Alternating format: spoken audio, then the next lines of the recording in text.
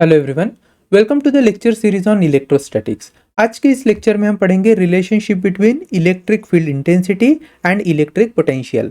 हम जानते हैं इलेक्ट्रिक फील्ड इंटेंसिटी क्या होती है। It is the amount of force exerted per unit charge, और इलेक्ट्रिक पोटेंशियल होता है वर्क डन पर यूनिट चार्ज। ठीक है, इस वर्क डन पर यूनिट चार्ज को हम कैसे लिख सकते हैं? तो जिस चार्ज पर हम वर्क डन कर रहे हैं वो किसी दूसरे चार्ज के इलेक्ट्रिक फील्ड इंटेंसिटी के अगेंस्ट कर रहे होते हैं, तो के कैपिटल क्यू, अगर कैपिटल क्यू वो सोर्स चार्ज है जिसके अगेंस्ट हम क्या कर रहे हैं, इस स्मॉल क्यू चार्ज पर वर्क डन कर रहे हैं, तो k capital Q upon r, this formula belongs to electrostatic potential of source charge. देखो, ये जो दोनों ही फॉर्मूले हैं इसको हम क्विकली रिवाइज कर लेते हैं 1 मिनट में। मान लो मेरे पास स्पेस में एक चार्ज है, से कैपिटल क्यू चार्ज। ओके, यहाँ से सर्टेन डिस्टेंस पर, मान लेते हैं एक्स डिस्टेंस पर, मैं एक स्मॉल क्यू चार्ज इमेजिन कर रहा हूँ। This is my small q charge, and this small q charge is experiencing electrostatic force। अगर इस स्मॉल q चार्ज को यहाँ इस पर्टिकुलर पोजीशन से मान लीजिए नए पोजीशन पर लेकर आना है, तो हमें इस रिपल्सिव इलेक्ट्रोस्टैटिक फोर्स के अगेंस्ट क्या करना पड़ता है, वर्क डन करना पड़ता है। तो अगर मैं initially the distance between capital q charge and small q charge को अगर x लिखता हूँ, और मान लीजिए r डिस्टेंस पर इस स्मॉल q चार्ज को लेकर आना चाहता हूँ, तो हमें क्या करना पड़ता है, वर्क डन। वो जो वर्क डन होता है it is given bye k capital Q small q, और फॉर्मूला आता है 1/r माइनस 1/x। ये जनरल फॉर्मूला है। उसमें भी हम देखते हैं कि जो इनिशियल पोजीशन है x, अगर हम इसे इन्फिनिटी मान ले, तो इन्फिनिटी से अगर किसी चार्ज को मैं एक नए पोजीशन एट डिस्टेंस r लेकर आता हूं, तो हम यहां पर लिख सकते थे x is equal to infinity. Therefore formula क्या बन जाता था, k capital Q small q upon r। तो ये था हमारा वर्क डन का फॉर्मूला। इसी पर्टिकुलर फॉर्मूले को हमने दो तरीके से लिखा था। कैसे लिखा था? I can write w is equal to k capital Q upon small r। This is formula for electrostatic potential of source charge. कौन सा चार्ज? ये वाला जो कैपिटल Q चार्ज है, उसका ये इलेक्ट्रोस्टैटिक पोटेंशियल है एट डिस्टेंस r। और अगर इसे मैं मल्टीप्लाई कर देता हूँ स्मॉल q के साथ, इसको मैंने किसके साथ मल्टीप्लाई किया, स्मॉल q के साथ, तो ऑटोमेटिकली जो वर्क डन का फॉर्मूला निकल कर आया है वो बना है w is equal to electrostatic potential of capital q charge multiplied by small q। The same can also be written as w is equal to k small q upon r। ये हो गया electrostatic potential of small q charge at distance r। ठीक है, तो इस distance पर small q charge का जो इलेक्ट्रोस्टैटिक पोटेंशियल है वो इस फॉर्मूले से बताया जा सकता है, multiplied by capital Q। So work done will be nothing but equal to electrostatic potential of small q charge multiplied by capital Q charge. तो ये सारी जो चीजें हैं हमने देख ली है। इलेक्ट्रिक फील्ड इंटेंसिटी क्या होती है? तो जब चार्ज हम यहाँ x पोजीशन से r पोजीशन की तरफ लेकर आ रहे थे, तो इलेक्ट्रिक फोर्स लग रहा था या इलेक्ट्रोस्टैटिक फोर्स लग रहा था। This electrostatic force acting upon that given charge, this is nothing but electric field intensity. हम जानते हैं इलेक्ट्रिक फील्ड इंटेंसिटी का यूनिट क्या होता है, न्यूटन पर कूलम। और एक practical method of finding electric field intensity भी हमने पढ़ा था, जहां पर electric field intensity was given by V by D. What is V? V was electric potential and D was distance between two plates. तो यहाँ से electric field intensity का एक नया यूनिट भी निकल कर आया था, that was volt per meter। तो ये दोनों ही यूनिट जो है इलेक्ट्रिक फील्ड इंटेंसिटी को रिप्रेजेंट करने के लिए यूज किए जाते हैं। वर्क डन का यूनिट क्या होता है? सिंपली आप इसको जूल के फॉर्म में लिख सकते हो। इलेक्ट्रिक पोटेंशियल अगर पता करना है V, तो V बेसिकली क्या है, V is nothing but K multiplied by charge divided by distance. तो इलेक्ट्रिक पोटेंशियल को आप मेजर कर सकते हो इन टर्म्स ऑफ वोल्ट्स, ठीक है। या फिर वर्क डन पर यूनिट चार्ज भी इलेक्ट्रिक पोटेंशियल होता है। यहाँ पे देखिए, this is work done. Work done के नीचे अगर मैं चार्ज लेकर आ जाऊंगा, तो W by Q is nothing but electrostatic potential. Therefore there is another unit for electrostatic potential which is joule per coulomb. तो ऐसे जूल पर कूलम या वोल्ट, इस तरीके से भी हम इलेक्ट्रिक पोटेंशियल को रिप्रेजेंट कर सकते हैं। एनीवे, चलिए अब डायरेक्टली बढ़ जाते हैं और देखते हैं इन दो जो क्वांटिटीज है, इलेक्ट्रिक फील्ड इंटेंसिटी और इलेक्ट्रिक पोटेंशियल, इनके बीच का रिलेशन क्या है। तो अगर मैं आपसे कहूँ electrostatic potential is given by V which is equal to K से कैपिटल Q अपॉन R। अब ये कब लागू होगा? तो मान लो मेरे पास इस तरीके से कोई एक चार्ज है स्पेस में, से this is a capital Q charge, और यहाँ से r distance पर, at the distance r, I need to check electrostatic potential. In that case formula would be kq upon r. Now एक काम कर लेते हैं, इसी फॉर्मूले को मैं multiply and divide by small r कर लेता हूँ. तो ये हो जाएगा v is equal to this, v is equal to k capital Q upon r square और ऊपर बचेगा सिर्फ r.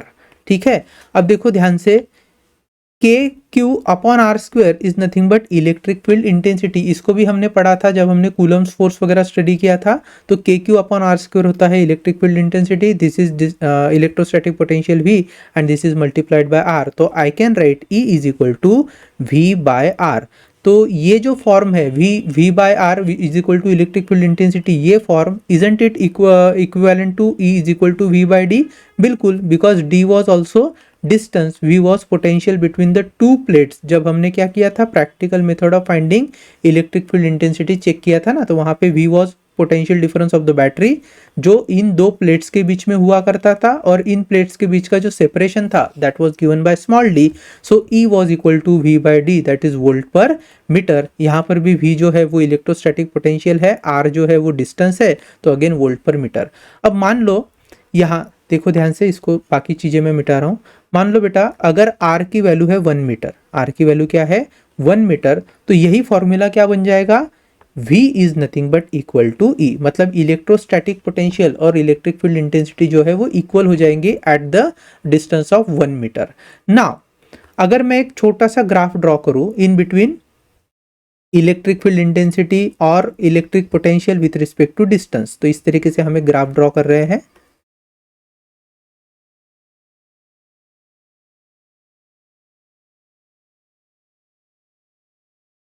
देखो, तो एक्स एक्सिस पर मैं डिस्टेंस मार्क कर रहा हूं और वाई एक्सिस पर आप इलेक्ट्रिक फील्ड इंटेंसिटी या इलेक्ट्रिक पोटेंशियल को प्लॉट कर सकते हो.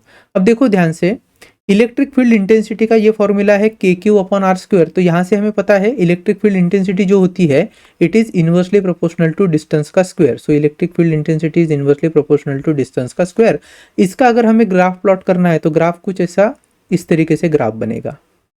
ठीक है, तो इस तरीके से हमने एक ग्राफ ड्रॉ कर लिया है. तो जो स्लोप है बहुत स्लैंट होता है इसका, चाहो तो इसको ऐसे लिख सकते हैं, this shows electric field intensity which is inversely proportional to R का स्क्वायर. अब रही बात इलेक्ट्रिक पोटेंशियल की, तो हमें पता है V is inversely proportional to R. यहीं पे पता चलता है V is inversely proportional to R, बराबर है. तो इसका ग्राफ कैसे बनेगा, सो दैट वुड बी थोड़ा सा ऐसा इस तरीके से ये कर्व आएगा ना, जिसका जो स्लोप है वो रिलेटिवली कम रहेगा. इस तरीके से. ठीक है, तो ये दो कर्व हो गए. And now you can see this curves have intersect with each other.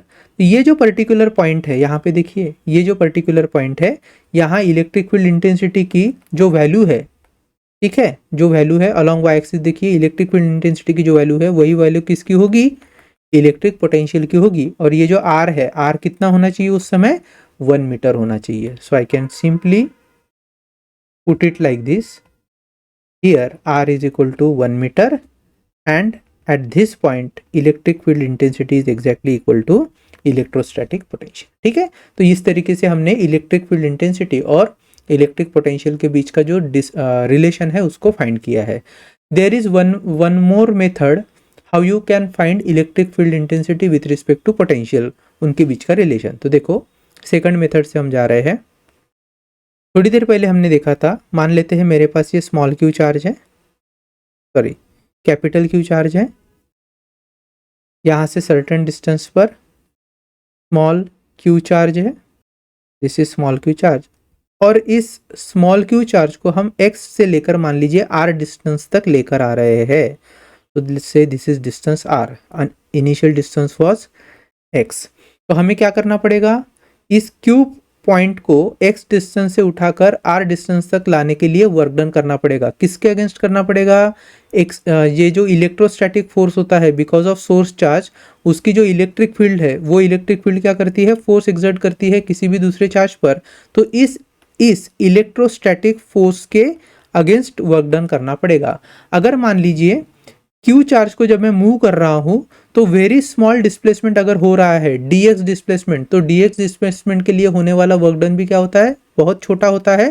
So I can simply write here work done to produce small displacement dx would be given by dw is equal to electrostatic force multiplied by dx. चूंकि displacement और force दोनों ही vector quantity है, तो जो दोनों के बीच का प्रोडक्ट होगा वो कौन सा होना चाहिए, स्केलर प्रोडक्ट या डॉट प्रोडक्ट होना चाहिए. जब हम इसे सॉल्व करेंगे तो हमारा आंसर आ जाएगा minus of F E into D x. ये सारी चीजें हमने पहले ही स्टडी कर ली है. ओके, चलो एक काम कर लेते हैं. देखो हमें पता है जो इलेक्ट्रोस्टैटिक फोर्स होता है वो क्या होता है, E into Q. E is electric field intensity because of source charge, right. और जो स्मॉल q है वो चार्ज है जिस पर ये फोर्स लग रहा होगा. So I can simply replace f of E with respect to electric field intensity because of source charge multiplied by small q charge and here it is dx. तो ये हो गया भैया dw. अब एक काम करता हूँ, dw के नीचे q को शिफ्ट कर लेता हूँ. What I get is minus of E into dx बराबर है. हम लोग जानते हैं वर्क डन पर यूनिट चार्ज क्या होता है, इलेक्ट्रिक पोटेंशियल. यहाँ पे देखिए इस फॉर्मूले में है ना ये. So this work done divided by charge is nothing but electrostatic potential. Now this is a small work done dw divided by charge that would represented by dv. So dv is the electrostatic potential or difference in electrostatic potential for that small displacement dx. So dv is equal to minus of E into dx. Now I can write this as dv upon dx. इसे मैं थोड़ा सा minus sign इधर लेकर आ रहा हूँ and this is my final formula for electric field intensity and electric potential. अब देखो ध्यान से समझो, dv बाई dx क्या है, this is called as electric potential gradient या इलेक्ट्रोस्टैटिक पोटेंशियल ग्रेडियंट. मतलब change in potential with respect to distance. देखो हम जानते हैं जब भी डिस्टेंस कम होने लगता है इन बिटवीन टू पॉइंट्स तो इलेक्ट्रिक पोटेंशियल बढ़ेगा because electric potential is inversely proportional to distance. Distance कम हो जाएगा तो इलेक्ट्रिक पोटेंशियल बढ़ने वाला है. यहाँ पर देखो कैपिटल क्यू चार्ज की अगर मैं पोटेंशियल की बात करूँ for the time being, so when small Q charge come close to it the potential gradient would definitely goes on increasing because dx की वैल्यू कम हो जाएगी. लेकिन जिस दिशा में पोटेंशियल ग्रेडियंट हमारा बढ़ रहा है डिस्टेंस कम होने के साथ साथ, बिल्कुल उसके अपोजिट डायरेक्शन में कौन ट्रैवल कर रहा है, इलेक्ट्रिक फील्ड इंटेंसिटी ट्रैवल कर रहा है. जो डिस्टेंस कम होता है तो पोटेंशियल बढ़ता है, लेकिन पोटेंशियल बढ़ रहा है तब इलेक्ट्रिक फील्ड इंटेंसिटी उसके अपोजिट डायरेक्शन में ट्रैवल कर रही है. तो ये जो डायरेक्शन है उसे रिप्रेजेंट करने के लिए हमने माइनस साइन यहाँ पर रखा है, so that electric field intensity will flow in the direction opposite to the increasing potential gradient. बस इतना बताने के लिए हमने यहाँ पर इस फॉर्मूले को यूज किया है. ठीक है, चलो आगे बढ़ते हैं. तो इस तरीके से हमने क्या किया है, electric field intensity and electric potential के रिलेशन को स्टडी किया है. जब भी हम इस फॉर्मूले को यूज करेंगे ना dv बाई dx को, ये माइनस साइन जो है उसका कोई ज्यादा सिग्निफिकेंस नहीं रहेगा. हम सिर्फ dv by dx as a magnitude ही इलेक्ट्रिक फील्ड इंटेंसिटी को यूज करेंगे फाइंड करने के लिए. चलो अब एक दो छोटे छोटे क्वेश्चन है उसको देख लेते हैं फिर आगे बढ़ेंगे. सबसे पहला क्वेश्चन है, two plates A and B they are separated 2 meters apart having electric potential 200 volt and 100 volt respectively. A unit charge of small q is placed between the two plates, find the force exerted by that charge. तो बड़ा simple सा question है. देखो यहाँ पर जैसे दो plates है A and B. A plate का पोटेंशियल है 200 वोल्ट और B प्लेट का पोटेंशियल है 100 वोल्ट. तो दोनों के बीच का पोटेंशियल डिफरेंस कितना है, 100 वोल्ट का. तो अभी थोड़ी देर पहले देखा था E is equal to dv by dx होता है in terms of magnitude. This dv is change in potential with respect to this distance dx. तो यहाँ पर दो प्लेट के बीच का अगर डिस्टेंस dx है तो dx की वैल्यू कितना है, 2 meters है. और dv की वैल्यू क्या होगी, तो that is difference in potential which is 200 volt minus 100 volt. So I can simply find E is equal to, देखो ध्यान से, dv बाई dx अगर मैं लिखता हूँ so it is 200 minus 100 divided by 2. So E is nothing but 100 by 2 which is 50 volt per meter. This is my electric field intensity. But what we are asked to find the force experienced by this charge. तो अगर मान लीजिए small Q charge यहाँ पे रखा था मैंने, तो इस स्मॉल क्यू चार्ज पर because of electric field, obvious सी बात है इलेक्ट्रिक फील्ड की डायरेक्शन अगर A टू B है तो वो क्या करेगा, रिपल्सिव एक्शन जनरेट करेगा अपॉन दिस चार्ज, और उस पर आने वाला जो फोर्स है उन्होंने फाइंड करने के लिए पूछा है. हम जानते हैं electric field intensity is nothing but force acting upon the given charge. So F by Q is nothing but 50। अब Q की वैल्यू तो हमें देकर नहीं रखी है, तो I can directly write F is equal to 50 times of small q, और फोर्स की वैल्यू होगी इन टर्म्स ऑफ न्यूटन। ठीक है, सो 50Q is the value of force experienced by that particular small charge. चलेगा। Now let's move and see next question. Two charges having electric potential 20 volt and 5 volt. तो दो charges है, उनका अपना अपना potential दिया है स्पेस में, एक का है 20 वोल्ट और दूसरे का है 5 volt. They are separated by the distance of 2 centimetre. तो देखो यहाँ पे डिस्टेंस देकर रखा है 2 सेंटीमीटर, इसको मैं मीटर में अगर कन्वर्ट करूँ तो ये हो गया 2 इंटू 10⁻² मीटर। अगर पोटेंशियल की बात करें तो V1 और V2 के फॉर्म में पोटेंशियल लिख लेते हैं 20 वोल्ट एंड 5 वोल्ट। तो अगर dV की बात करें तो dV कितना हो जाएगा, 20 - 5 is 15 volt. Anyway, then they have asked find the magnitude of electric field intensity between them. अब इससे सिंपल क्या ही क्वेश्चन होगा, वी नो भैया E is dV by dx, तो actually dx is nothing but distance और dV is nothing but difference in potential. So 15/2 into 10⁻², तो ये हो जाएगा 7.5 इंटू 10⁻²। और इलेक्ट्रिक फील्ड इंटेंसिटी का यूनिट क्या होगा, वोल्ट पर मीटर। चलेगा। So this is the final answer for finding electric field intensity. अब देखो, हमने इलेक्ट्रिक फील्ड इंटेंसिटी और इलेक्ट्रिक पोटेंशियल के बीच में जो रिलेशन है उसे देखा है, E is equal to V/D या E is equal to V/R, या आप लिख सकते हो E is equal to dV/dx in terms of magnitude. In terms of magnitude, और अगर डायरेक्शन लेना है तो पोटेंशियल ग्रेडियंट के टर्म में डायरेक्शन हो जाएगा E is equal to minus of dV/dx। Even आप माइनस यहाँ पर भी लिख सकते हो, E is equal to minus of V/d। Anyway, चलो अब देखो, इलेक्ट्रिक पोटेंशियल से जुड़ा और एक इंटरेस्टिंग कॉन्सेप्ट है। अगर स्पेस में बहुत सारे चार्जेस दिए जाए और आपसे पूछा जाए कि उन चार्ज के कारण किसी एक पर्टिकुलर पॉइंट पर कितना इलेक्ट्रोस्टैटिक पोटेंशियल होगा, तो कैसे निकालते हैं। अगर मैं आपसे कहूं कि यहाँ पर जो चार्जेस हमने लिए हैं उनको मार्क कर लेते हैं पहले, मान लो Q1, Q2, Q3 ऐसे n नंबर ऑफ चार्जेस है, तो ये nth नंबर का चार्ज है। और मैं यहाँ स्पेस में कोई एक पॉइंट कंसिडर कर लेता हूँ, से P पॉइंट। मान लो यहाँ बीच में क्या है, एक P पॉइंट है, और आपसे पूछा जाएगा इस P पॉइंट पर सारे चार्ज के कारण कितना इलेक्ट्रोस्टैटिक पोटेंशियल आने वाला है, बताओ। देखो, सबसे पहली बात, इलेक्ट्रोस्टैटिक पोटेंशियल ये एक स्केलर क्वांटिटी होती है, और जब भी बहुत सारे चार्ज के कारण किसी पॉइंट पर अगर आपको इलेक्ट्रोस्टैटिक पोटेंशियल पता करना है, तो इंडिविजुअल चार्ज की जो भी इलेक्ट्रोस्टैटिक पोटेंशियल होगी उसको आपको डायरेक्टली ऐड करना है। ठीक। दूसरी बात, अगर Q1 चार्ज का मैंने पूछा होता P पॉइंट पर इलेक्ट्रोस्टैटिक पोटेंशियल बताइए, तो आप क्या करते, Q1 चार्ज का P से डिस्टेंस पता करते और फिर बोलते electrostatic potential because of Q1 charge would be K times of Q1 upon distance between that point and the charge. तो यहाँ उसी तरीके से सारे जो चार्जेस है उनका पोटेंशियल भी पता करना है, तो डिस्टेंसेस पता होने चाहिए। इसलिए मैं अब क्या कर लेता हूँ, डिस्टेंसेस को मार्क कर लेता हूँ। से Q1 चार्ज से जो P पॉइंट है उसका डिस्टेंस है, मान लीजिए R1। कितना है भैया, R1। वैसे हम क्या कर लेंगे, सारे चार्जेस के डिस्टेंसेस को मार्क कर लेंगे यहाँ पर। तो से Q2P, Q3P एंड ऐसा करते करते Qn अप टू P, ये सारे डिस्टेंसेस है, उनको नाम भी दे देते हैं। So this is R2, this is R3 up to this is Rn। चलो, अगर आपसे कोई पूछे electrostatic potential due to first charge, तो आप लिखेंगे K Q1 अपॉन R1। वैसे ही electrostatic potential due to second charge would be K Q2 upon R2। Then for third charge would be K Q3 upon R3। And यहाँ लिख रहा हूँ मैं, electrostatic potential due to fourth charge या फिर nth charge, से nth charge would be K Qn upon Rn। ठीक है, तो चार, यहाँ तो फिलहाल हमने चार ही चार्जेस कवर किए हैं, तो उनके रिस्पेक्टिव पोटेंशियल हमने लिख ली है। दूसरी एक बात, अगर कोई चार्ज पॉजिटिव है तो इलेक्ट्रोस्टैटिक पोटेंशियल भी पॉजिटिव होगा, और अगर चार्ज निगेटिव है तो इलेक्ट्रोस्टैटिक पोटेंशियल भी हमें क्या लेने पड़ेंगे, निगेटिव लेने पड़ेंगे। ठीक।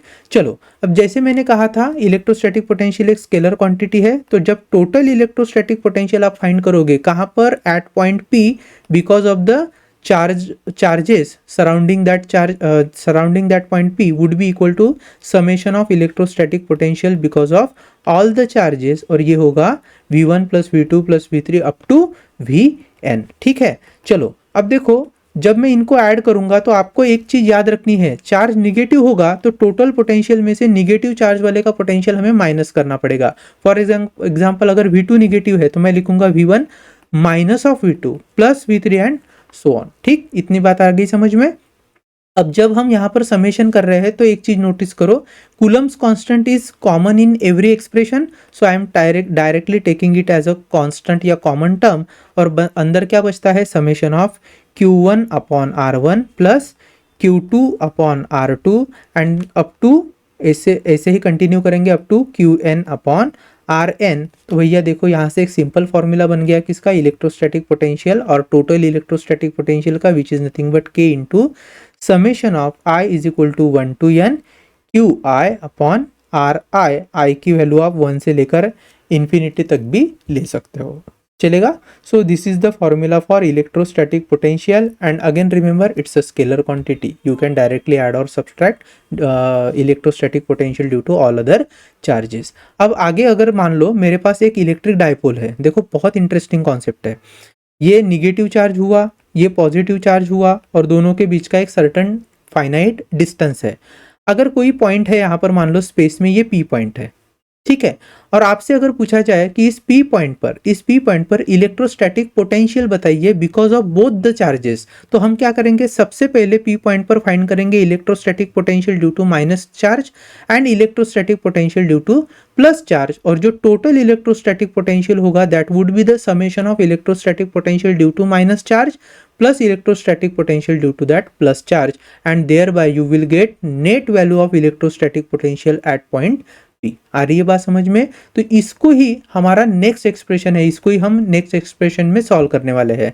तो क्या दिया है भैया, electric potential due to electric dipole. अब इलेक्ट्रिक डायपोल क्या होता है, इट्स एन अरेंजमेंट जहां पर दो equal and opposite charges finite distance पर सेपरेटेड होते हैं। तो मैं यहां पर एक काम कर लेता हूं, एक मैं चार्ज ले रहा हूं माइनस Q चार्ज, और यहां पर इससे थोड़ी दूरी पर हम एक चार्ज लेंगे that is plus Q charge. यहां से थोड़ी सी दूरी पर मैंने एक प्लस Q चार्ज ले लिया है, this is the plus Q charge, ठीक है। दोनों का मैग्नीट्यूड सेम है और हम जानते हैं कि जो ये अरेंजमेंट है इसमें डायपोल की लेंथ को हम ट्वाइस ऑफ L से रिप्रेजेंट करते हैं। सो अगर twice of L total length है तो डायपोल एक्सिस के मिड पॉइंट से एक चार्ज का डिस्टेंस हो गया L और ये दूसरे चार्ज का भी डिस्टेंस हो गया L। तो मैं क्या कर लेता हूँ, मिड पॉइंट फाइंड कर लेता हूँ किसी भी डायपोल का। यहाँ पर जो पर्टिकुलरली डायपोल लिया है उसका ये मिड पॉइंट है, इसे मैं कुछ नाम दे दूंगा। अगर मान लो minus Q charge position A पर है, plus Q charge position B पर है, तो ये जो सेंटर पॉइंट है उसको मैं पोजीशन C मार्क कर देता हूँ, this is my position C। ठीक, तो ये जो लाइन है ना C से पास होने वाली लेकिन perpendicular to the dipole axis, इस लाइन को हम कहते हैं इक्वेटोरियल एक्सिस या इक्वेटोरियल लाइन, ये भी हमें पता है। चलो अब क्या करेंगे, जो ट्वाइस ऑफ लेंथ हमने डिस्टेंस लिया था उसको सेपरेट करके L और L ऐसा लिख लेते हैं, चलेगा। Now let's say P is the point, यहाँ स्पेस में कहीं पे एक पॉइंट ले लेता हूँ। मान लो यहाँ पे मैंने एक P पॉइंट लिया है जो इस पर्टिकुलर डायपोल एक्सिस से एट सर्टेन डिस्टेंस रखा हुआ है। ये जो डिस्टेंस होता है किसी भी पॉइंट का for any dipole is always represented from the equatorial point और mid point of the dipole. तो यहाँ पर डायपोल का मिड पॉइंट अगर C पॉइंट है तो C पॉइंट से ही किसी भी पॉइंट के जो डिस्टेंस है उसको स्पेसिफाई किया जाएगा। हर एक डायपोल में हमेशा डिस्टेंस कहाँ से स्पेसिफाई करना पड़ता है, mid point of the dipole axis, that is the point where the equatorial axis crosses the dipole. चलो तो यहाँ अभी फिलहाल मैं एक P पॉइंट ले रहा हूँ, से this is my point P, और बहुत ध्यान से समझना क्योंकि डेरिवेशन समझने के लिए ये अरेंजमेंट ध्यान में आना जरूरी है। तो मैंने एक P पॉइंट ले लिया है और कहा है कि that P point is situated at distance R from the dipole axis, तो दिस इज डिस्टेंस R। अब देखो ये जो डिस्टेंस R है ना, it can be said as a position vector also, because हम P पॉइंट की पोजीशन को स्पेसिफाई कर रहे हैं फ्रॉम द डायपोल एक्सिस, तो R जो है वो एक वेक्टर हो जाएगा और यहाँ पर इसे हम पोजीशन वेक्टर की तरह भी ट्रीट कर सकते हैं। एनीवे चलो अब ये डिस्टेंस R है, P पॉइंट का डिस्टेंस अगर मैं माइनस Q चार्ज से कंसिडर करूँ तो उस डिस्टेंस को हम लिखेंगे R1। तो से distance of point P from the negative charge, ये R था हमारा, इसे मैं लिख रहा हूं से R1, और distance of point P from the positive Q charge, इसे हम ले लेते हैं R2। This is distance R2। अब देखो, ये जो मेरा डायपोल है, किसी भी इलेक्ट्रिक डायपोल में एक क्वांटिटी होती है, वेक्टर क्वांटिटी, जिसको हम बोलते हैं डायपोल मोमेंट या इलेक्ट्रिक डायपोल मोमेंट। उसकी डायरेक्शन कहाँ से बतानी पड़ती है, negative charge to positive charge. तो यहाँ पर भी हम एक इलेक्ट्रिक डायपोल कंसिडर करेंगे। This is the electric dipole, जिसे वेक्टर P से रिप्रेजेंट किया जाता है, बराबर है। अब देखो, इस इलेक्ट्रिक डायपोल ने इस पोजीशन वेक्टर के साथ जो एंगल किया होगा, this is called as theta. So I am writing theta here. Theta is the angle between electric dipole and the position vector. चलो, चाहो तो आप पोजीशन वेक्टर को भी ऐसे एरो से रिप्रेजेंट कर सकते हो, चलेगा। नाउ देखो ध्यान से, अब हमें पता करना है electric potential at point P। तो जनरल फॉर्मूला क्या है, total electric potential at point P would be the sum of electric potential due to minus Q charge plus electric potential due to plus Q charge. अब ध्यान से देखो, अगर मैं P point पर electric potential due to minus Q charge measure करना चाहूँ तो फॉर्मूला हो जाएगा K इंटू या फिर minus times of K into Q upon R1, because R1 is the distance of separation between minus Q charge and point P। और वैसे ही electrostatic potential due to plus Q charge अगर find करना चाहूंगा तो ये हो जाएगा K into small Q divided by R2, बराबर है।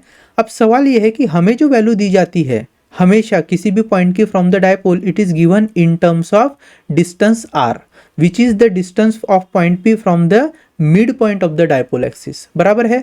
R1 और R2 की सेपरेटली वैल्यू नहीं मेंशन की जाएगी, और हमें जब फॉर्मूले में इलेक्ट्रिक पोटेंशियल कैलकुलेट करने के लिए वैल्यू यूज करना है, वो तो R1 और R2 की वैल्यू है।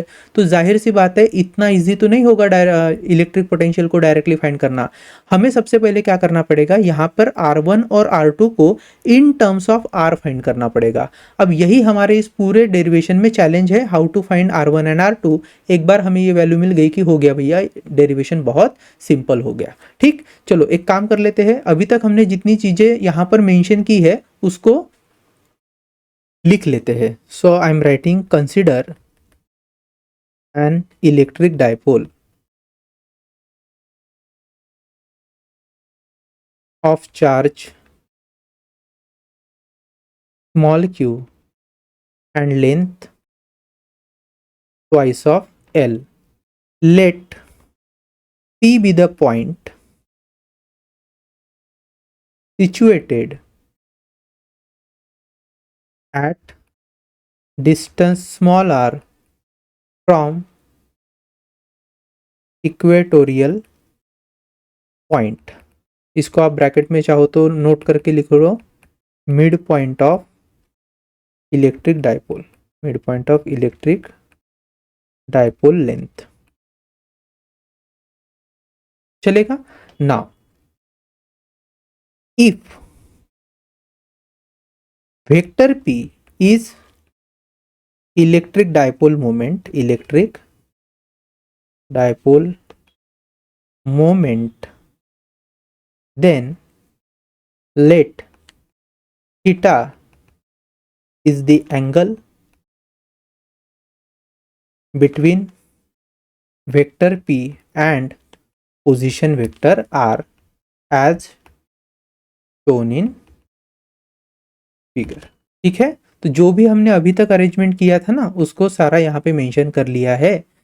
फिर लास्ट में एक दो लाइन ऐड कर लेते हैं, late R1 be the distance of P from minus Q charge and R2 be the distance of P from plus Q charge। ठीक है, अब देखो हमने क्या किया, इस P पॉइंट को इमेजिन किया एट डिस्टेंस R, बराबर है। एक बात आपको याद रखनी है, this distance R is very very large as compare to dipole length. तो अगर मैं कहूँ if my R is very very large as compare to L, तो एक चीज आपके ध्यान में आएगी, वो ये आएगी, angle C P B will be very less and angle A P C will also be very very less. ये चीज हमारे लिए बहुत ज़्यादा इंपॉर्टेंट है। अब ये जब एंगल बहुत छोटे हो जाएंगे ना, तो हम ज्योमेट्री की प्रॉपर्टी को यूज कर सकते हैं। वो कौन सी प्रॉपर्टी है, तो ध्यान से देखो। से दिस इज वन पॉइंट, मैं कोई भी पॉइंट ले लेता हूं, मान लो ये एक डी पॉइंट है। डी पॉइंट से कोई एक क्यू पॉइंट तक का जो डिस्टेंस है उसे हम यहां से ऐसे ज्वाइन कर लेते हैं। सो डी से लेकर क्यू पॉइंट तक के डिस्टेंस को हमने मार्क किया है and this is segment length D Q. Okay, now अब देखो, डी से मान लीजिए कोई एक ई पॉइंट है यहां पर, और ई पॉइंट से भी मैं क्यू पॉइंट को ऐसे ज्वाइन कर रहा हूं। तो I am joining E point with respect to Q. अब अगर ऐसा हुआ कि एंगल डी क्यू ई अगर ये बहुत ज्यादा छोटा है, इन that case if I draw a perpendicular from D upon E Q से एट पॉइंट एम, तो यहां पर मैंने यहां पर ऐसे एक परपेंडिकुलर ड्रॉ कर लिया है, then by the property of geometry you can see that dq will be exactly equal to mq if this theta is very small, theta is very small। यही इसी प्रॉपर्टी को हम यूज करेंगे, इसी geometry वाले प्रॉपर्टी को use करेंगे। अब मैंने जैसे कहा था कि this small R is very very large as compare to L which is half length of the dipole, या फिर आप एक तरीके से कह लो डाइपोल की लेंथ के कंपैरिजन में ये जो आर है वो बहुत ज्यादा है। ऐसे केस में this angles were very small. Now if I draw a perpendicular, ध्यान से देखना, मैं यहां पर क्या कर रहा हूं, पी पॉइंट से एक ऐसा परपेंडिकुलर ड्रॉ कर रहा हूं at position vector R which is nothing but my segment PC. तो पीसी सेगमेंट पर मैंने क्या किया, बी से एक परपेंडिकुलर ड्रॉ किया, इसको कुछ नाम भी दे देते हैं, से एम। तो एम पॉइंट पर मैंने ऐसा परपेंडिकुलर ड्रॉ किया है। तो can I say if this angle is very very small, in that case MP और पीबी, एमपी और PB they will be of equal length by the geometry. और दूसरी चीज अगर आप देखोगे तो यहां पे देखिए ए पी सी, ये भी एंगल बहुत छोटा है। अब अगर मैंने इस पोजीशन वेक्टर आर को थोड़ा सा बैकवर्ड साइड में एक्सटेंड कर लिया, if I extended this position vector R in a backward direction and अगर मैं ए से यहाँ इस पोजीशन वेक्टर आर पर भी एक परपेंडिकुलर ड्रॉ कर रहा हूं, मान लीजिए यहाँ पर मैंने ऐसे परपेंडिकुलर ड्रॉ किया से एट पॉइंट एन, तो again bye the geometry I can say if angle APC is very very small then AP will be exactly equal to PN। ठीक है, ये सब कब वैलिड होगा, if R is far far greater than L। इतनी बात आ गई समझ में। अब हम यही करेंगे, I am considering R is far far greater than L and I will be drawing two perpendiculars from point A and point B along the position vector R at respective position N and M। ठीक, अब यहाँ पे देखिए angle MCB ये कितना है, theta है, और उसी का ये अपोजिट एंगल है एंगल ACN। तो अगर MCB एंगल थीटा है तो एंगल ACN भी क्या होगा, थीटा होगा। तो इसे भी मैं थीटा मार्क कर रहा हूं, चलेगा। नाउ अभी हम क्या करेंगे, इन दो ट्रायंगल्स में, अब ये दो राइट एंगल ट्रायंगल हो गए ना, बराबर है कि नहीं, इसमें ट्रिग्नोमेट्री के लॉस को यूज करेंगे या ट्रिग्नोमेट्री के रिलेशन को यूज करेंगे। तो I am writing here if small r is very very large as compared to L, then angle APC and angle CPB are very very small. Then perpendicular drawn at R from A and B at point N and M, from geometry I can write that MP will be exactly equal to PB and NP will be exactly equal to AP, right? So this MP is equal to PB and NP is equal to AP. Again from geometry हम ऐसा लिख सकते हैं. अब देखो ध्यान से, आई am writing in triangle, दो ट्रायंगल छोटे छोटे कंसिडर करने वाले हैं. In triangle CMB and triangle ANC. In triangle CMB and triangle ANC. चलो फट से cos थीटा की वैल्यू को फाइंड करेंगे. तो दोनों ट्रायंगल में देखो cos थीटा की क्या वैल्यू आएगी. Here I can right in triangle CMB cos theta क्या होता है, एडजेसेंट साइड अपॉन हाइपोटेनियस. तो यहाँ पर एडजेसेंट साइड होगी CM और हाइपोटेनियस कौन है, CB. तो cos theta is equal to CM upon hypotenuse is CB. So I can write CM is nothing but CB into cos of theta. ठीक, चलो वैसे ही इन ट्रायंगल ANC अगर मैं cos थीटा यूज करता हूं, इन ट्रायंगल ANC, तो cos theta क्या हो जाएगा, adjacent side is NC and hypotenuse would be AC. तो NC upon AC. So I can right NC को मैं लिख सकता हूँ या CN को मैं लिख सकता हूँ AC cos of, then I can write CM is equal to small l cos of theta and CN या NC is also small l into cos of theta. ये दो रिलेशन जो है वो आगे हमें काम में आएंगे, इसे आपको नोट करके लिख लेना है. सो चाहो तो ज्योमेट्री में भी हम लिख सकते हैं CN is L cos theta and CM is also L cos theta.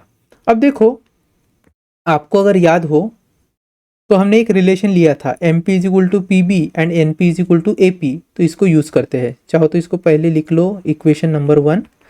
Now I am writing from equation 1, from equation 1 that PB is equal to MP and AP is equal to NP. अब देखो PB को हम लिख सकते हैं R2, right. देखो यहां से PB is R2 and AP is R1. तो I can simply write PB is equal to R2 and AP is equal to R1. अब देखो what is MP. If you look carefully, MP can be written as total distance R, total distance R that is CP minus CM. CP में से अगर मैं CM minus कर दूं तो इतनी ही लेंथ मुझे मिलेगी, दैट वुड बी MP. और वैसे ही ये जो NP है, NP, ये भी हमें कैसे मिलेगा. तो अगर मैं CP में CN ऐड कर देता हूं तो टोटल लेंथ हो जाएगी NP. चलो इसको यहां पर नोट कर लेते हैं. So I can write MP as CP minus CM. What is CP? CP is R minus what is CM? देखो CM is L cos theta. So R minus L cos theta. This is the value of R2.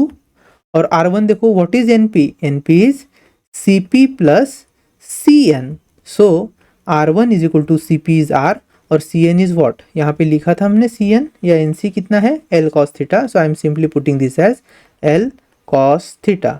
तो हो गया, R1 और R2 की value मिल गई. So I am writing here now total potential at point P is equal to potential because of minus Q charge plus potential because of plus Q charge. So this would be minus of K small q divided by minus Q charge था at distance R1 plus this is K small q divided by R2. चलो एक काम कर लेते हैं, फटाफट हम क्या कर लेंगे, K को तो यहाँ पर कॉमन लिया जा सकता है, Q को भी कॉमन लिया जा सकता है. तो हमारे पास बचता है minus of 1 upon R1 plus 1 upon R2. तो R1 और R2 की जो हमें यहाँ पर वैल्यूज मिली है उसे यहाँ पुट कर लेंगे. तो जैसे ही मैं वैल्यूज पुट करता हूँ मुझे क्या मिलता है, total potential at point P is equal to KQ multiplied by minus of 1 upon R1 क्या है. So R1 is exactly equal to R plus L cos theta plus R2 क्या है भैया, so 1 upon R minus L cos theta. फटाफट cross multiplication कर लेते, तो के क्यू हो गया, यहाँ पे देखिए R minus L cos theta है, इधर मैं लेके जाऊंगा तो ये हो जाएगा minus times of R minus L cos theta का multiplication, so I will be getting minus R plus L cos theta plus इस पर्टिकुलर फैक्टर को यहाँ पे मल्टीप्लाई कर लेंगे तो ये हो जाएगा R plus L cos theta divided by, नीचे देखो I can write R plus L cos theta multiplied by R minus L cos of theta. ठीक है, चलो v is equal to K Q.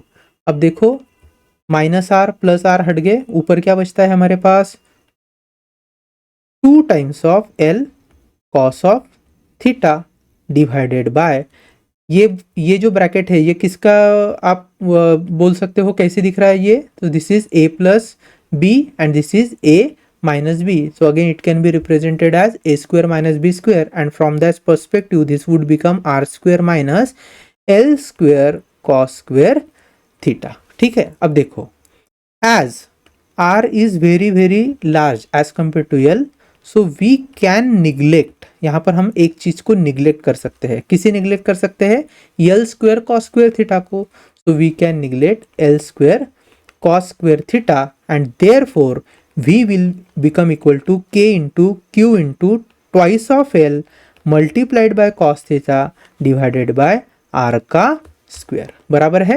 अब देखो ये जो q into 2l है यही क्या होता है, electric dipole moment, so I can simply write this as v is equal to k p cos of theta divided by r का square. This is the value of electric potential at any point P for that electric dipole, तो P point पर जो net electric potential आएगा, the net electric potential at point P because of electric dipole would be K P cos of theta divided by R का square. ठीक है, इस फॉर्मूले को आपको याद रखना है। चलो इस फॉर्मूले से रिलेटेड एक और इंटरेस्टिंग कॉन्सेप्ट है, देखो ध्यान से, if I write v is equal to K P cos theta divided by R का स्क्वायर, नाउ वी नो भैया थीटा, ये जो थीटा है this is angle between dipole moment and the position vector, तो अगर इस कॉस थीटा को हटाना है तो I can simply write here K vector p dot unit vector r, जो पोजीशन वेक्टर था उसका हमने यूनिट वेक्टर ले लिया डिवाइडेड बाय r का स्क्वायर। तो इस v को इस फॉर्मूले से भी, मतलब डाइपोल मोमेंट का वेक्टर मल्टीप्लाइड बाय और dot multiplication with position vector r, इससे भी रिप्रेजेंट कर सकते हैं। अब इसी फॉर्मूले पर बेस्ड हमारे 3 केसेस है। सबसे पहली केस हमसे क्या कहती है, if point P is along the dipole axis on plus Q side, तो यहाँ पर हमारा डाइपोल देखिए मैंने पहले ड्रॉ करके रखा है, minus Q charge plus Q charge, दोनों की जो बीच की लेंथ है वो ट्वाइस ऑफ एल हो गई, और हमेशा हम P पॉइंट को कहाँ से रिप्रेजेंट करते हैं डिस्टेंस के लिए, फ्रॉम द इक्वेटोरियल एक्सिस और mid point of the dipole axis. तो यहाँ से मिड पॉइंट से वो r डिस्टेंस पर है, लेकिन कौन से साइड पर है, प्लस क्यू साइड पर है, और आपसे पूछा जाएगा चलो इलेक्ट्रोस्टैटिक पोटेंशियल बताइए एट पॉइंट P, तो I can write v is equal to, formula क्या है भैया, K P into cos of theta divided by r का स्क्वायर। नाउ थीटा क्या है, this theta is angle between dipole moment and the position vector, so I can clearly see here angle between P and R is 0 degree, so cos of 0 की value होती है 1, इसके लिए हम लिख सकते हैं KP cos of 0 divided by R का स्क्वायर, तो V की जो वैल्यू है वो कितनी निकल कर आई है, KP अपॉन R स्क्वायर। ठीक है, this is my first case. चलो सेकंड केस क्या कर लेंगे, we have point P along dipole axis only but on the negative q side, तो यहाँ पे देखिए ये माइनस क्यू चार्ज है, वहां से थोड़ी दूरी पर हमने P पॉइंट रखा है जो सिचुएटेड है at distance small r from the equatorial axis. अब यहाँ इक्वेटोरियल एक्सिस से अगर आप नोटिस करोगे तो डाइपोल मोमेंट और पोजीशन वेक्टर के बीच का जो एंगल है वो कितना हो गया 180 degree, so I can simply write this v is equal to K P cos of 180 upon r का स्क्वायर। अब cos 180 की वैल्यू होती है -1, so this is would be minus of K P upon R का square. This is the electrostatic potential at point P। ठीक है, ध्यान से समझो, पहले केस में P पॉइंट जो था it was near to positive charge, तो ऑब्वियसली इस पॉजिटिव चार्ज का जो पोटेंशियल होगा पी पॉइंट पर वो ज़्यादा होगा as compare to negative charge, because negative charge से ये काफ़ी दूरी पर है। यहाँ क्या हो गया, निगेटिव चार्ज के पास पॉइंट पी है तो obviously potential due to negative charge would be larger as compare to potential due to positive charge, because P point is situated at very far distance from the positive charge. और हमने पहले ही कहा है this R is very very large as compare to L, therefore जो formula निकल कर आया कौन सा, electric potential at point P when it is situated near to negative charge, ये माइनस आया है। ठीक है, चलो और एक केस है and this is the most important case. यहाँ पर जो पी पॉइंट को हमने कंसिडर किया है it is considered along the equatorial line, तो भैया ये है पूरी इक्वेटोरियल लाइन। यहाँ पर पी पॉइंट जो है वो डिस्टेंस आर पर सिचुएटेड है। The angle between dipole and electric dipole and the position vector is how much, it is 90 degree. तो यहाँ मैं लिख सकता हूँ v is equal to K P cos of 90, K P cos of 90 divided R का square. अब देखो cos 90 की वैल्यू होती है 0, so v becomes equal to 0। यहाँ पर एक चीज हम नोटिस करेंगे कि इस पी पॉइंट को इक्वेटोरियल लाइन पे कहीं पे भी रखा होता तो भी हमें जो पोटेंशियल मिलने वाला है for that dipole would be 0। ये इस तरीके से भी हम बोल सकते हैं कि पी पॉइंट पर अगर आप इक्वेटोरियल लाइन पर कहीं पे भी रख रहे हो, पी पॉइंट पर आप देखोगे तो this distance from minus Q charge and distance due to plus Q charge will remain the same. अगर मैं कहूँ potential due to minus Q charge at point P कितना आएगा, तो वो हो जाएगा minus of K Q upon R का square. Potential due to positive Q charge Q कितना आएगा, तो वो होगा plus times of K Q upon R का स्क्वायर। अगर आप दोनों का सम करते हो तो आपका जो आंसर है वो 0 होना ही है। इसलिए ये जो पूरा वर्टिकल प्लेन होता है ना, ध्यान से समझना, ये जो पूरा वर्टिकल प्लेन होता है in between two charges which are opposite in nature, so for any electric dipole the potential would be 0 along the midpoint। ठीक, तो मिड पॉइंट पर किसी भी मिड पॉइंट पर जो हम प्लेन बनाते हैं वहां पर हमेशा पोटेंशियल 0 ही मिलेगा। चलो अब यहाँ से रिलेटेड एक क्वेश्चन है उसको सॉल्व कर लेते हैं। A charge q is moved from point A above a dipole of a dipole moment p to a point B below the dipole in equatorial plane without acceleration, find the work done in the process. तो ए point से अगर मैं मान लीजिए B point तक किसी charge को move कर रहा हूं और यहाँ पर इस मूवमेंट के दौरान आपसे पूछा जाएगा कि वर्क डन बताइए। देखो इतना तो हमें समझना पड़ेगा कि जो वर्क डन होता है it is nothing but equal to difference in electrostatic potential. तो यहाँ पर अगर मैं कहूँ कि difference in electrostatic potential is V minus V A, इसको भी हमने इलेक्ट्रिक पोटेंशियल एनर्जी जब पढ़ा था तो वहाँ पर डिस्कस किया था, तो work done is V minus V A for that any given charge. तो मान लीजिए स्मॉल क्यू चार्ज को हमने ए पर रखा है और इसे अगर मैं मूव कर रहा हूँ ना ए टू बी, तो इसे लिखना पड़ेगा वी माइनस वी ए। अब मैंने थोड़ी देर पहले बोला था कि इक्वेटोरियल लाइन पर कहीं पर भी आप कोई भी पॉइंट कंसिडर करते हो तो यहाँ पर पोटेंशियल क्या मिलता है 0। सो वी बी भी हुआ 0, वी ए भी हुआ 0, 0 minus anything is 0, therefore work done per unit that charge is nothing but 0। तो आप इक्वेटोरियल लाइन पर कहीं पर भी चार्ज मूव करोगे तो आपको जो वर्क डन करना पड़ेगा वो 0 ही आएगा। ये इसका मीनिंग है। नेक्स्ट क्वेश्चन देख लेते हैं क्या दिया है। Charge plus q and minus q are placed at point A and B respectively, which are distance twice of L apart. C is the midpoint of A and B. The work done in moving a charge plus q along the semicircle CRD as shown in the figure below is। देखो ध्यान से समझते हैं। सबसे पहली बात A और B ये वो पॉइंट है जहां पर plus q and minus q charge रखा है। फिर C जो है वो उनका मिड पॉइंट है। हम जानते हैं प्लस क्यू और माइनस क्यू चार्ज के बीच का डिस्टेंस ऊपर उन्होंने ट्वाइस ऑफ एल लेकर दिखाया है, इसका मतलब ये एक इलेक्ट्रिक डायपोल है। और C जो है वो इक्वेटोरियल पॉइंट है, आप कह सकते हो it's a mid point of dipole axis. C point पर उन्होंने कौन सा चार्ज रखा है, पॉजिटिव क्यू चार्ज, और उसे यहाँ से सेमी सर्कुलर पाथ से D पॉइंट तक लेकर गए हैं। फिर उन्होंने पूछा है कि C पॉइंट से D पॉइंट तक जब मैं इस कैपिटल क्यू चार्ज को लेकर जाऊंगा तो उस दौरान कितना वर्क डन करना पड़ेगा। सो मुझे पता है फ्रॉम द वर्क डन वाला formula that work done is given bye के कैपिटल क्यू स्मॉल क्यू, इसका जनरल फॉर्मूला होता है 1/r माइनस 1/x। ठीक है, अब इसी को हम कैसे लिखते हैं, वर्क डन अपॉन कौन से चार्ज पर हुआ है work done, capital Q charge पर। कहां से कहां तक, तो इनिशियल पोजीशन जो है वो C पोजीशन है, फाइनल पोजीशन है D पोजीशन। तो यहां हम कह सकते हैं work done for that charge is nothing but equal to difference in electrostatic potential at position D minus position C. आ रही है बात समझ में? तो position potential at point D minus potential at point C अगर मैं निकाल लेता हूं तो I would be getting the work done. अब ये पोटेंशियल एट पॉइंट डी और सी किसके लिए है? तो it is the potential eight their respective point because of the dipole. तो पूरे डायपोल का पोटेंशियल एट पॉइंट सी और एट पॉइंट डी हमें पता करना पड़ेगा। So I am writing work done पर unit capital Q charge would be potential at point D minus potential at point C. ठीक, अब देखो अभी भी थोड़ी देर पहले हमने देखा था कि सी अगर मिड पॉइंट है तो मिड पॉइंट पर डायपोल के कारण आने वाला इलेक्ट्रिक पोटेंशियल हमेशा क्या होगा? जीरो होगा। न केवल मिड पॉइंट पर but along this equatorial line कहीं पर भी इलेक्ट्रिक पोटेंशियल जीरो होगा। तो वीसी तो भैया डायरेक्टली क्या है? जीरो है। मतलब वर्क डन पर unit capital Q charge is only VD. अब चलो potential at point D calculate कर लेते हैं। So I am writing WD upon Q is equal to potential at point D would be potential due to minus Q charge plus potential due to plus Q charge। अब देखो potential due to minus Q charge कैसे find करेंगे? So we know formula होगा KQ, पहले ही minus लिख लेते हैं क्योंकि निगेटिव चार्ज है तो potential negative divided by distance between the charge and that point.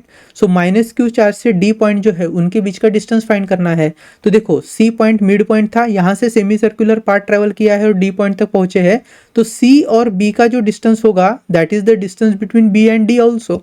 तो सी एंड बी का डिस्टेंस अगर एल है तो बी एंड डी के भी बीच का डिस्टेंस कितना होगा? एल होगा, क्योंकि रेडियस जितना ही है ना वो। So I am simply writing this as L plus positive Q charge के कारण आने वाला पोटेंशियल है के Q upon distance between point D and the positive charge. So you can see here this is distance L, this is distance twice of L, so total distance becomes thrice of L. So I am writing this as thrice of L.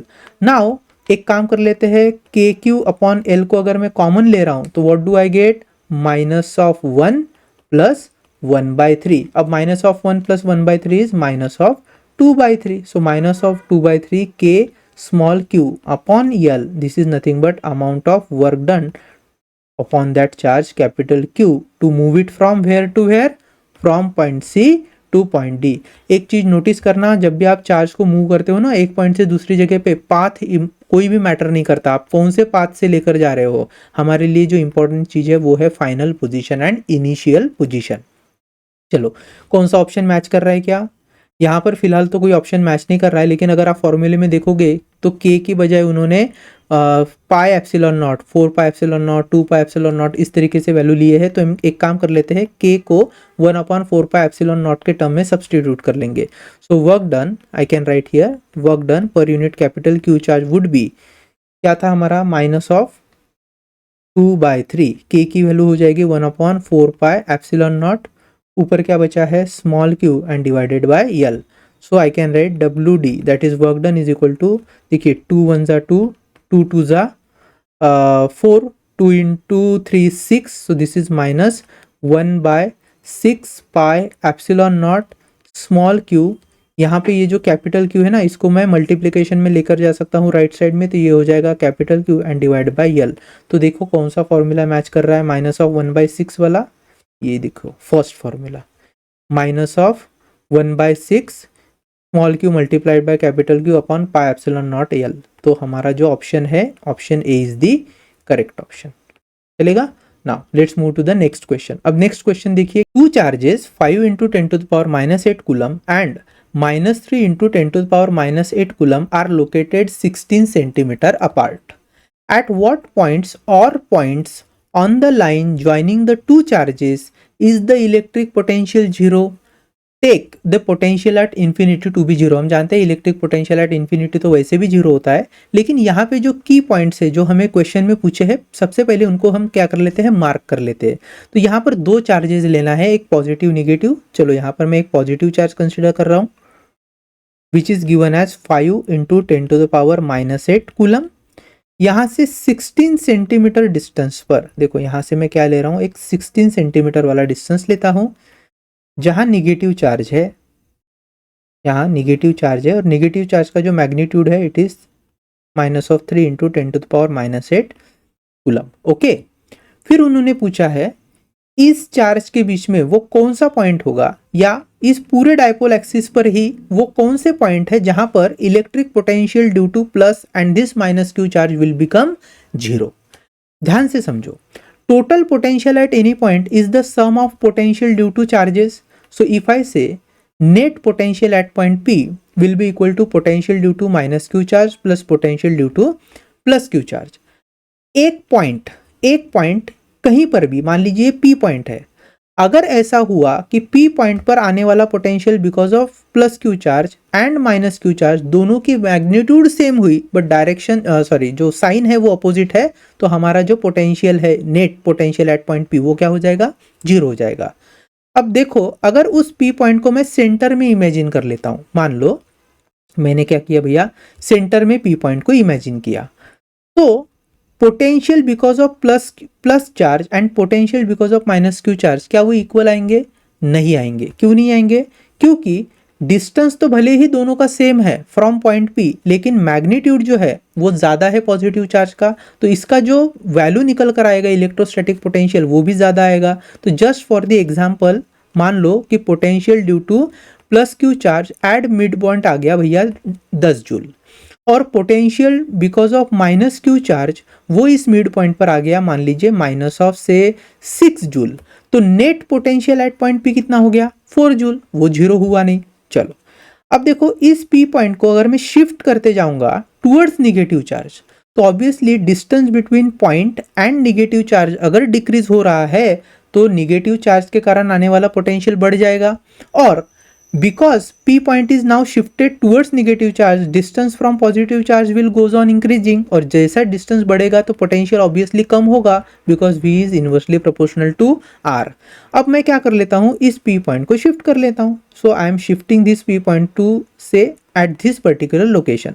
अब जैसे मैं इसको shift करूंगा आप देखोगे there is a change in the potential energy, sorry electric potential. So अब मैं मान सकता हूं कि electrostatic potential because of plus Q charge due to increase distance से, अगर वो 7 यूनिट है, कितना यूनिट है, 7 यूनिट, तो potential due to minus Q charge which is near to minus Q charge would be say 7 unit, but minus Q charge के कारण आने वाला पोटेंशियल माइनस होगा और प्लस क्यू चार्ज के कारण आने वाला पोटेंशियल प्लस है, तो +7 -7 क्या हो गया, जीरो, और इस तरीके से जो पोटेंशियल है एट पॉइंट P हम जीरो लिख सकते हैं। अब इसी P पॉइंट का उन्होंने डिस्टेंस पूछा है, कहाँ से डिस्टेंस पूछा है, तो किसी भी एक चार्ज से हम उस डिस्टेंस को x मार्क कर लेंगे और x की वैल्यू फाइंड करेंगे। ये एक केस होगी where we will be finding the point where electric potential due to this two charges will be zero if that point is imagined in between this two charges along the dipole axis. अब ऐसे भी हो सकता है कि ये जो P point है it is along the dipole axis but not in between the charges, instead they are beyond the position of these charges। For example P point can be here somewhere, ठीक है। अब अगर वो यहां पर है तब क्या पोटेंशियल जीरो होगा, हो सकता है तब भी पोटेंशियल जीरो हो सकता है। तो दो केसेस में सबसे पहले केस हम मार्क कर लेंगे for point between the charges, और फिर मैं दूसरी केस आपको लेकर बताऊंगा जहां पर पॉइंट जो है वो beyond any of the charge रहेगा, और फिर वो डिस्टेंस कैसे आएगा पता करेंगे। ठीक, चलो शुरुआत करते हैं।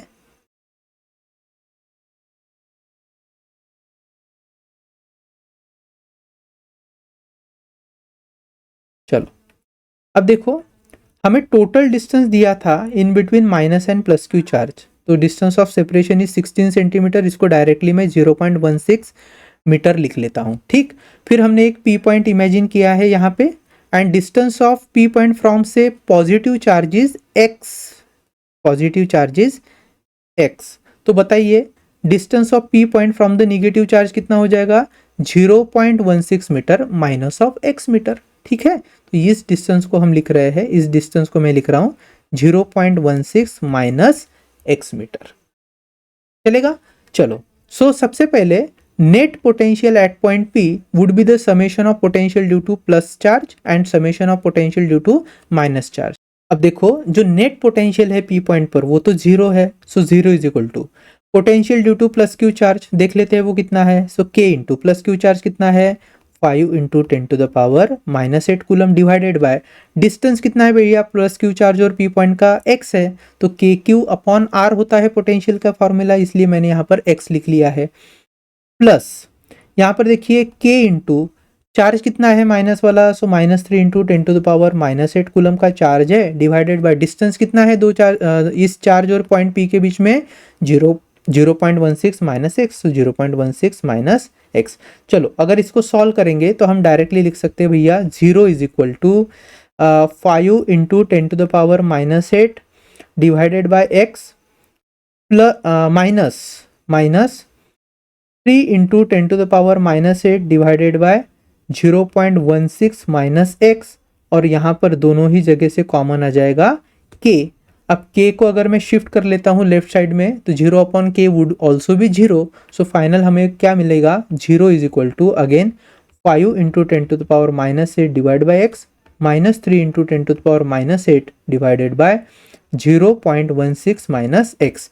अब इसको ही हम शिफ्ट कर लेंगे तो देखो माइनस वाला कंपोनेंट अगर इधर आ गया तो ये हो जाएगा plus, so I can write 3 into 10⁻⁻8 divided by 0.16 minus X is equal to 5 into 10⁻⁻8 divide by X. 10⁻⁻8 10⁻⁻6 cancel, तो आगे हमारे पास बचता है thrice of X is equal to 5 of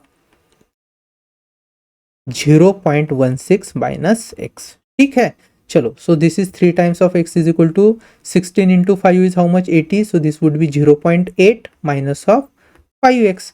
चलो एक काम कर लेता हूँ, इस -5x को अगर यहाँ पर लाकर शिफ्ट कर लूँ तो ये हो जाएगा 8 times of x, yes 8 times of x is equal to 0.8, so x is equal to what 0.1 meter, 0.1 meter.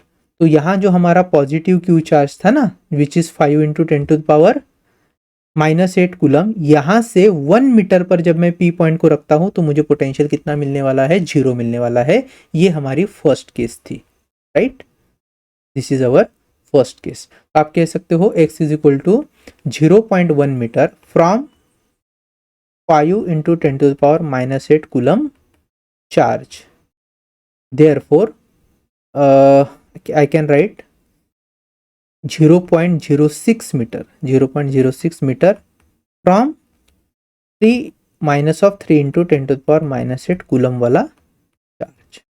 तो दोनों ही पोजीशन से हमने दोनों ही चार्ज से हमने P पॉइंट की पोजीशन निकाल ली। अब हम सेकंड केस इमेजिन कर लेते हैं, सेकंड केस। ठीक, ध्यान से देखो, अगर मैं, ये है मेरा positive Q charge, this is से डिस्टेंस ऑफ सेपरेशन, यहाँ मैं ले रहा हूँ negative Q charge, okay, which is -3 into 10⁻⁻8, here it is 5 into 10⁻⁻8, okay. और यहाँ से कुछ दूरी पर ये है हमारा P पॉइंट, जिसे हम यहाँ पॉजिटिव चार्ज से x डिस्टेंस पर इमेजिन कर लेते हैं। तो से x is the distance which is from positive charge for point P। तो भैया ये जो माइनस वाला चार्ज है उसका डिस्टेंस कितना होगा P पॉइंट से, तो वो हमें कैसे पता चलेगा, this is total distance x, इसमें से अगर मैं 0.16 मीटर माइनस कर दूं तो ऑब्वियसली इतना ही डिस्टेंस बचेगा, so this much distance would be x minus 0.16 metre, बराबर है। तो देखो, if I say total potential at point P is equal to potential due to plus Q charge plus potential due to minus Q charge, इसकी अगर value लेना है तो हम पहले ही मान रहे हैं कि P is the point where electric potential because of these two charge is 0, so I am directly writing this as 0 is equal to plus charge के कारण आने वाला जो पोटेंशियल है it is K times of 5 into 10⁻⁻8 divided bye x, और ये directly लिख रहा हूँ minus into 3 into 10⁻⁻8 times of k divided by, here it would be x minus 0.16। तो k जो है, k को मैं कॉमन ले सकता हूँ, फिर अगर लेफ्ट में शिफ्ट कर दूंगा तो फिर 0 हो जाएगा। वैसे ही 10⁻⁻8 को भी कॉमन लिया और अगर लेफ्ट में शिफ्ट किया तो वो भी 0 हो जाएगा। तो फाइनली हमारे पास बचता है 3/x minus 0.16 will be equal to 5/x। तो चलो फट से क्रॉस मल्टीप्लीकेशन कर लेंगे। So what do I get, I get thrice of x is equal to, here it is 5 times of x minus 0.16 into 5 would be 0.8। तो एक काम कर लेते हैं, इस 0.8 को मैं लेफ्ट शिफ्ट कर लेता हूँ, 3x को राइट शिफ्ट कर लेता हूँ, so I get positive 0.8 is equal to 5x minus 3x that is 2x, so 2x is equal to 0.8। तो भैया x कितना हो गया 0.4 मीटर। तो यहाँ पर देखिए x की वैल्यू आ गई 0.4 मीटर। ठीक है, सो 0.4 मीटर मतलब 40 centimetre from 5 into 10 to the power minus 8 coulomb charge. ठीक है, along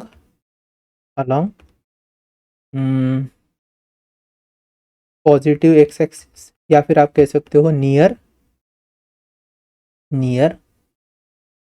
-3 into 10 to the power minus 8 coulomb charge beyond. ठीक है, तो यहाँ -3 वाले चार्ज से beyond x is equal to 40 centimetre पर हमें क्या मिला है, हमारा जो जीरो पोटेंशियल वाला पॉइंट है वो मिला है। तो इस तरीके से हमारा ये जो क्वेश्चन है वो सॉल्व हो चुका है। नेक्स्ट लेक्चर में हम पढ़ेंगे इक्वी पोटेंशियल सर्फेसिस के बारे में, that is also again very interesting, और उससे भी रिलेटेड बहुत सारे क्वेश्चन है हम सॉल्व करेंगे। तो मिलते हैं हमारे नेक्स्ट वीडियो में।